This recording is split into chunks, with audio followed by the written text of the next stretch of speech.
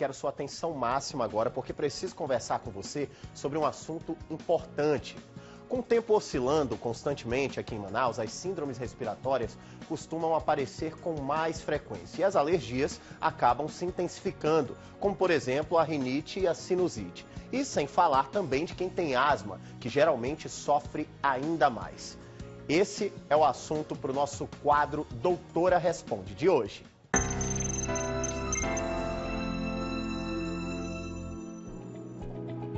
Olha, para conversar sobre isso, convidamos a doutora Nádia Beth, que é alergista. Tudo bem, doutora? Tudo bem. Uma ótima tarde para você, na verdade um bom dia ainda, né? Bem-vinda ao Balanço Geral Manaus, um prazer ter você aqui.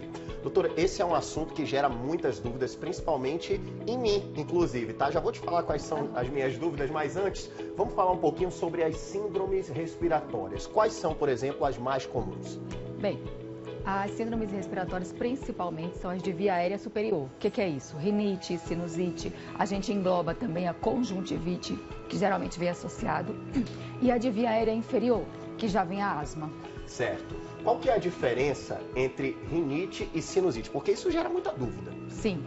Tanta dúvida gera que nós falamos hoje em dia em rinocinusite, porque a rinite se refere à inflamação da cavidade nasal e a sinusite aos seios da face, que são cavidades que estão presentes na nossa face, no crânio, né? Então, quando a inflamação é no seio da face, a gente chama de sinusite. Quando a inflamação é no nariz, a gente chama rinite. Entretanto, elas têm uma comunicação. Então, fica difícil a gente dizer até onde é rinite e até onde já evoluiu para uma sinusite. Então, a gente fala em rinocinusite. Então, para simplificar, dá para juntar as duas. Dá. Certo. Ó, doutora, como que a gente identifica se está com rinite, sinusite ou se está, por exemplo, apenas gripado? Certo. A gripe, como uma síndrome, por definição, ela vem acompanhada de febre. Então, se é uma rinite alérgica, não vai ter febre.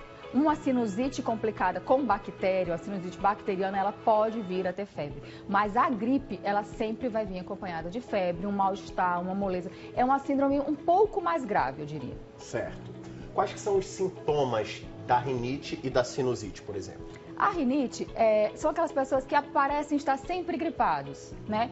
Vivem espirrando, com o nariz congestionado, entupido, com secreção, toda hora está com lenço por conta da secreção, muita coceira, parece que já faz parte até da vida cotidiana da pessoa, né? A sinusite, por outro lado, ela tem esses sintomas, porque geralmente começa com uma rinite, mas se associa dor de cabeça, sensação de peso na face, às vezes dor nos dentes, parece que os dentes estão moles, então, e mal-estar também, dá mais mal-estar.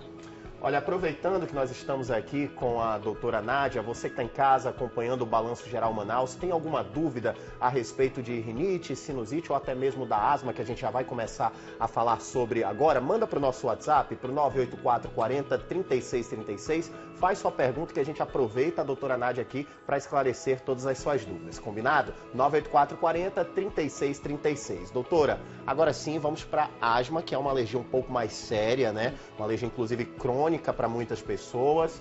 E o que é a asma em si, doutora? A asma, ela é uma doença potencialmente fatal, é muito importante salientar isso, porque ela é negligenciada. As pessoas, elas têm um cansaço, como um sintoma mais predominante é o cansaço, aquela falta de ar, chiado no peito, tosse, às vezes uma tosse que não tem explicação, é uma tosse seca, que quando você corre, começa a tossir, quando ri muito, uma criança, às vezes quando ri muito começa a tossir, isso já é um sinal de alerta para asma. Só que às vezes esse cansaço ele é leve e as pessoas se acostumam com essa limitação no seu dia a dia normal, mas mesmo assim estão com asma e precisam tratar. E por esse costume acabam não procurando um especialista. Sim.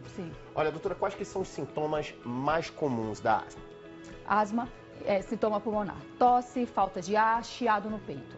A gente tem inclusive uma tela, vamos encher a tela aí com essas informações das principais causas da asma. Ali tem o seguinte, doutor, exposição ao ar frio, outras causas, alguns tipos de medicamentos, alguns alimentos, refluxo, né, gastroesofágico, causas hormonais e também fatores relacionados ao trabalho ou à escola.